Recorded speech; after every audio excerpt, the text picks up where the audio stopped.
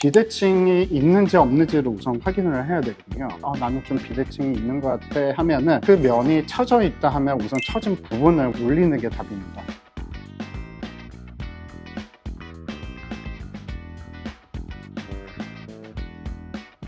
안녕하세요, 원장님. 네, 안녕하세요. 네, 오늘은 실리프팅. 사람들이 되게 관심 많은 시술이잖아요. 그래서 한번 좀 설명을 부탁드리려고 이렇게 자리를 마련했습니다. 리프팅에 관련돼서 저도 한번 정리를 해봤거든요. 어떤 거를 주의를 해야 되고 더 좋은 효과를 기대할 수가 있는지를 얘기해 보도록 하겠습니다. 리프팅을 하면 저희가 대략 한 15가지 항목들을 고민을 좀 해야 되거든요. 본인 스스로 한번 체크를 해보셨으면 좋겠어요.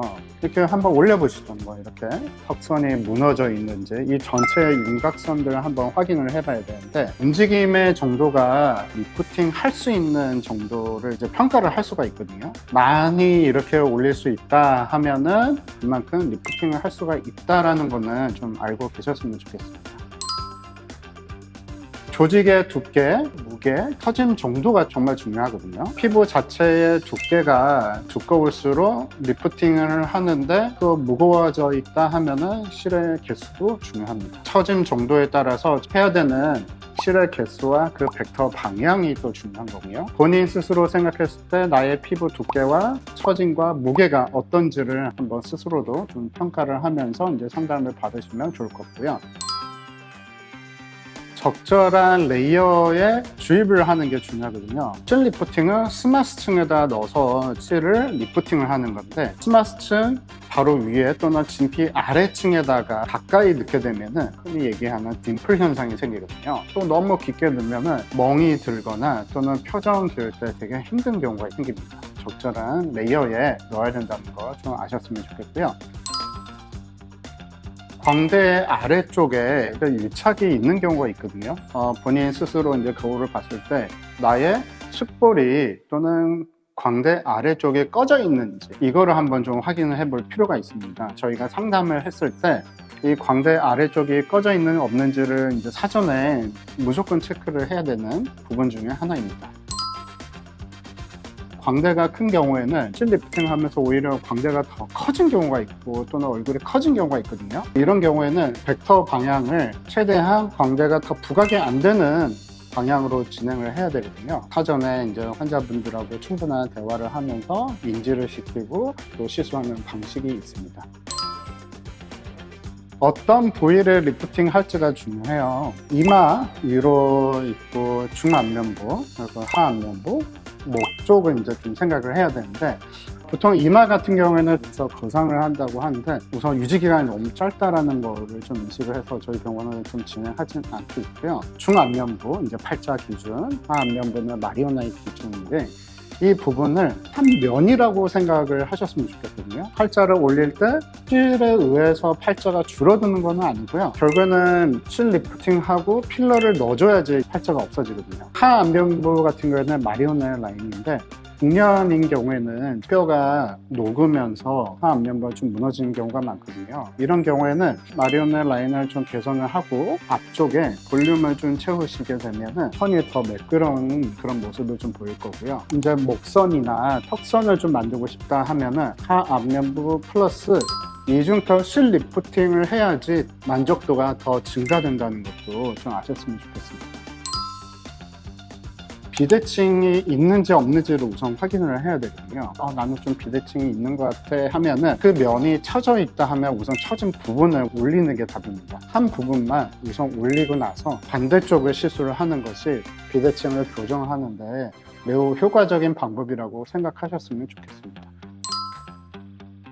벡터 방향을 어떻게 잡느냐에 따라서 리프팅의 차이가 나거든요. 환자분이 느끼는 그 만족도는 되게 달라지니까 이 벡터 방향의 선택 또한 매우 중요하다는 거 좀 아셨으면 좋겠습니다.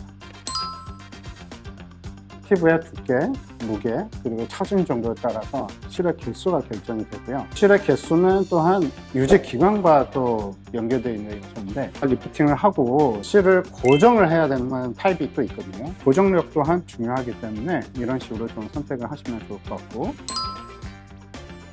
얼굴의 볼륨을 확인하는 것도 되게 중요해요.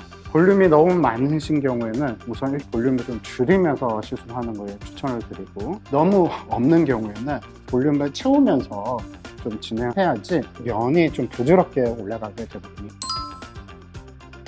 과거에는 얼굴 지방 흡입이 좀 이제 트렌드처럼 좀 있었거든요. 지방 이식도 하는 부분이었고, 또는 윤곽 수술을 좀 많이 한 경우에 최근 들어서는 또 미니 거상이 하나의 트렌드가 됐는데, 이런 유착에 따라서 하나의 방해 요소가 또 되고, 이에 따라서 저희가 실의 개수를 한번 체크를 하는 것도 중요한 파트 중에 하나라고 생각하시면 좋겠습니다. 얼굴이 크게 되는 부분은 두 가지거든요. 하나는 광대가 좀 넓은 경우, 또 두 번째는 턱 근육이 넓은 경우거든요.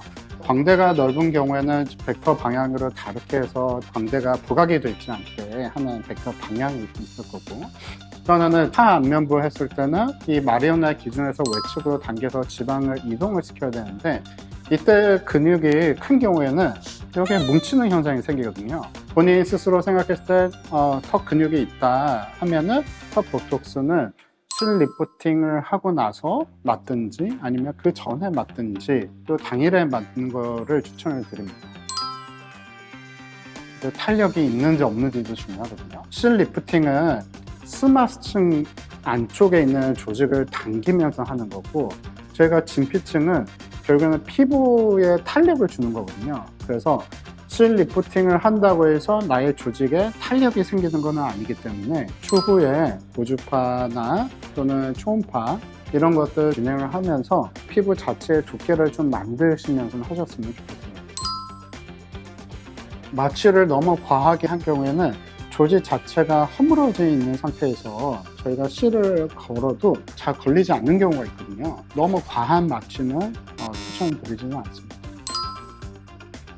마지막으로는 이 모든 거를 고려를 했는데, 이 경과 체크를 어떻게 하는지에 따라서 부작용을 예방을 할 수가 있습니다. 실 리프팅을 하고 나서 30분 정도는 병원에서 이제 재생 레이저를 하시고 1차 체크를 하고, 그리고 그 다음날에 진행 과정을 체크를 하시는 게 중요해요. 뭐냐면 실 자체가 이동을 하면서 이제 비치는 경우도 있거든요. 부작용을 또 피할 수 있으니까 항상 경과를 체크를 하는 것도 중요한 부분입니다. 오늘도 이렇게 실 리프팅에 관련돼서 한번 정리를 해봤는데요. 실 리프팅 너무 효과 즉각적이고 만족도 높은 시술이거든요. 충분하게 고려를 하고 진행을 해야지 만족스러운 결과, 그리고 부작용 없이 이제 시술을 할 수가 있다는 것, 이번 기회에 좀 아셨으면 좋겠습니다. 지금까지 닥터 리뉴얼 양원장이었습니다. 감사합니다.